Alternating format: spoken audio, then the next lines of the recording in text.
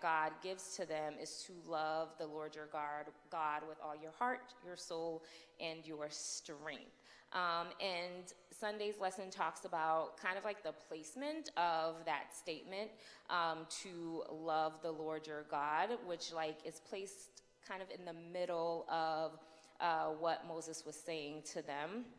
So in the midst of saying you have to follow all of the laws and the statutes that God commanded you, he also says to love the Lord your God with all your heart, your strength, your soul, and your strength. And that emphasis all of you comes with following and adhering to the laws and the statutes that he has given us.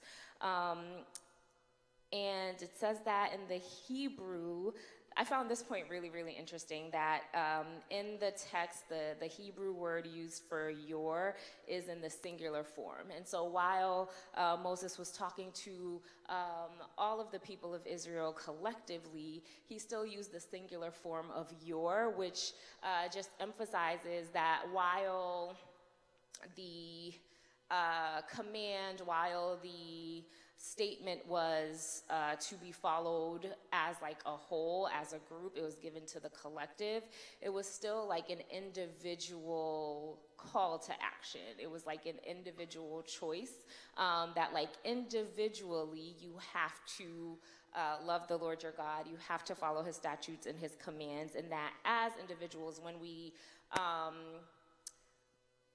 follow that command, when we do those things, then collectively we can then move forward as a people. And I thought that was like really profound, that there, while it was a message that was being shared to the greater population, it was still a message for every single individual that was within that space, and for each and every one of us today as well.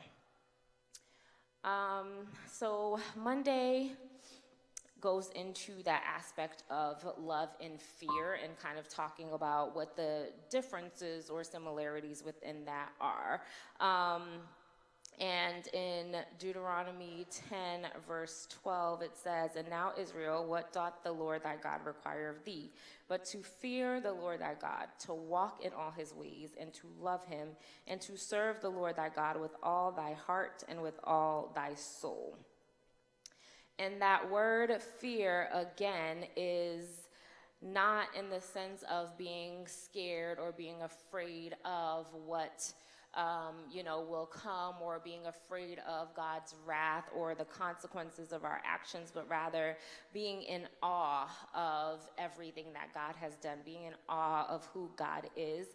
And within that, honest is not a word, but I'm just going to use it for the sake of not really thinking of a better one. Within that, being in awe, there's a level of respect that comes with that, right? So it's kind of like the same way that we think of, prominent figures, I guess, within our world and within our lives, right? Like, you're in awe of those that you look up to, right? Like, I'm in awe sometimes of the things that my mom has been able to accomplish within her life. And so with that awe comes a level of respect. Like, I respect her word. I respect her actions and her thoughts, because I have seen how powerful or how tremendous they are. I have seen kind of like the journey that she's been through. And so similarly, in the sense of like understanding what that respect should be, we should also be in awe of God, and in awe of his goodness, and in awe of who he is. And with that comes that love and respect, because he is just so wonderful, and he is just beyond our comprehension and understanding, that level of respect comes with that. And that is the fear that is being referred to in verse 12.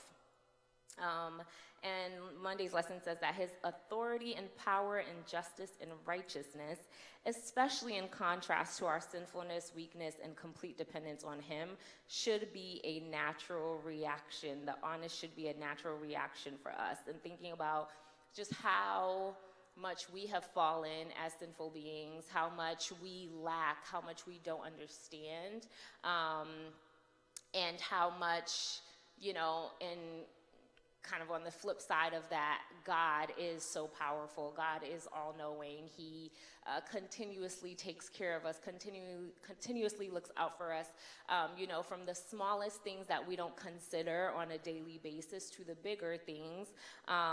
Just thinking about that power and that righteousness and the mercy that he shows us just should remind us of how in awe we should be of God, and that fear and respect comes from that piece.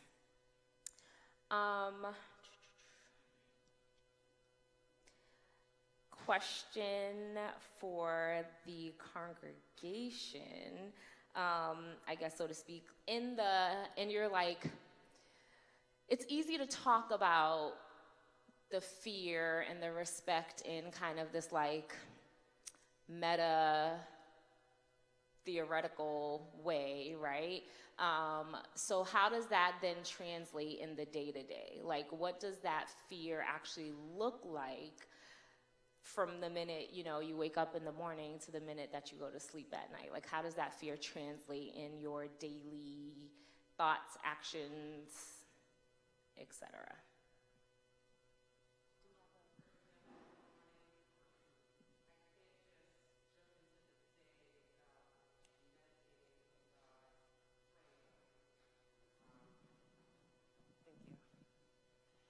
Yeah, so that's the example of, I don't know if it's so much fear or love. I think you're right. It's kind of like a web and flow. But that's just how I feel in the morning. I have to have that connection with God and pray and thank him and pray for the affirmation that I want for the day from God. And then I'm able to connect with the world, whether it's my mom or what have you. Yes. Thank you.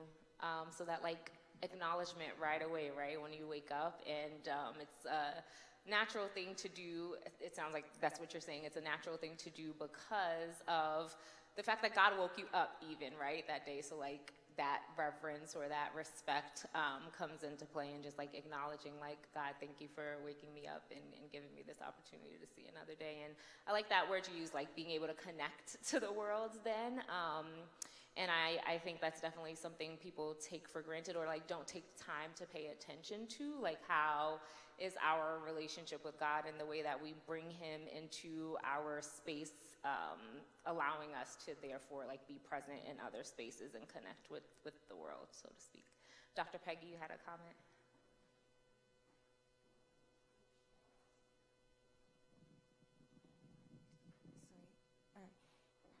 Yeah, for me, the word fear, having the, I'm sorry, it just take me a minute. I think it's a gradual process for me, because as a kid, when I was raised with my grandmother, it was she says, when we're tout bagay, we're la tout côté. So I now translate that to God. And then as I grow older and having actual experience with God and seeing him getting me through certain things that I didn't think that I was going to get through, like a car accident, and then the car is totaled, but I'm alive. So now I am forced every day to put him first and to respect him and to know for sure that if not for God, I'm nothing. Thank you. Yeah, I think that's an important part, right? I think that often when you hear a sermon or you talk to, someone in the church, or you go to seek advice or counsel for someone, sometimes you get these not so genuine responses, right? Like we're just supposed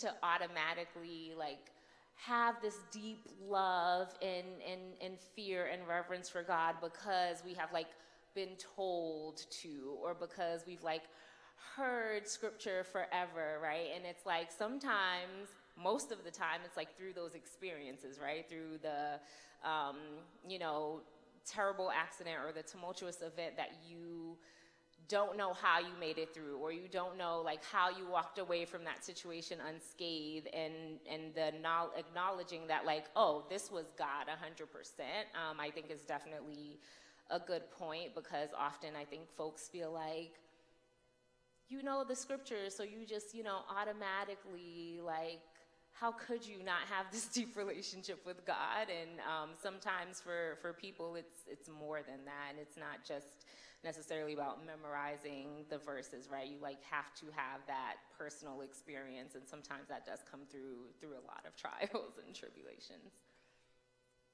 Any other thoughts before we move on? Okay. So yeah, Monday's lesson continues and says that just as it's true for us today, the same principle applied to ancient Israel at the time, right? They were captives in Egypt. They had gone through all of these trials and tribulations and situations that only God was able to get them through and bring them to redemption. And remembering those things and remembering those moments for us as well is a testament of like why we should love and fear him, and how those things should be, how love and fear like have to be in tandem, right? Like it's not just this like endless love for how good he is, but because of how good he is, and because of how in awe we are of what he has done for us, we are then fearful and revere him. Tuesday's lesson goes into the other part of that command, the laws and the statutes and the judgments that God told the people of Israel and like have told us about. And it says that Moses told the people about God's love for their fathers and for them. But more than just in words, the Lord revealed this love by his actions. That is, even despite their shortcomings, their failures, their sins, God's love for them remained steadfast, a love that was powerfully manifested in his dealing with them. And we can't forget that like within those dealings with Israel and also with us in our personal lives come some harsh consequences, right? And so like in his dealings with them, God did have to give them consequences that were a direct result of the choices that they made, right? The choices they made personally and individually, and also like as a collective group. And so within that love and awe and respect comes the flip side of like correction, right? And like God showing us that he's given us these laws and these statutes, and because of our love and respect for him, we follow them, and we should want to follow them because that is pleasing to God, and that is what he has called us to do. And when we don't, there are consequences for those instances, right? And so thinking of like making sure we remember that God's love and being in awe of who he is isn't just about like feeling like warm and fuzzy inside all the time. Like it's not always going to be about the joy and the wonder that comes with it, but that also sometimes we are going to experience some consequences as a result of our choices and actions, and those are all part of the experience, right? They're all part of the love that we develop and the fear that we develop for him, because while he is a loving God, he is also a God of discipline, and he is a God that like holds us accountable for our choices and our actions, and so we have to also like keep that in mind as we think about how our love and our fear for him is coming to play in our daily interactions, and also how we're sharing that with others, right? Like how we're sharing that with folks who are not believers, right? Because we know that the Bible tells us, we know that for non-believers, the fear of God is all about that being afraid, right? Being afraid of the consequences, being afraid of what is going to come for those who do not follow the laws and the statutes. And while that fear, I think, is like real. It's also important that, like, as believers, we are sharing. We're sharing that through our experiences. We're sharing with others that, like, yes, those consequences exist, just as they would, like, with your parents, right? Your parents give you consequences when you don't follow their rules or their actions, because they know that it's going to lead to something detrimental for you. And so within that, because we love and fear God, we should therefore follow his laws and his statutes. And when we don't, there are going to be consequences for that, and it's not consequences for God to just like punish us for the sake of punishing us, but there are consequences to help us grow and to help us develop a closer relationship with him, to help us develop more awe and respect for him, and therefore lead us to growing closer in our walk with him as well.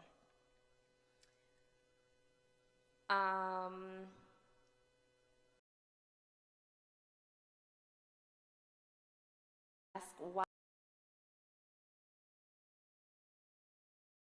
we should rejoice about. God's love for us, something that we should rejoice about. And how can we share that rejoicing with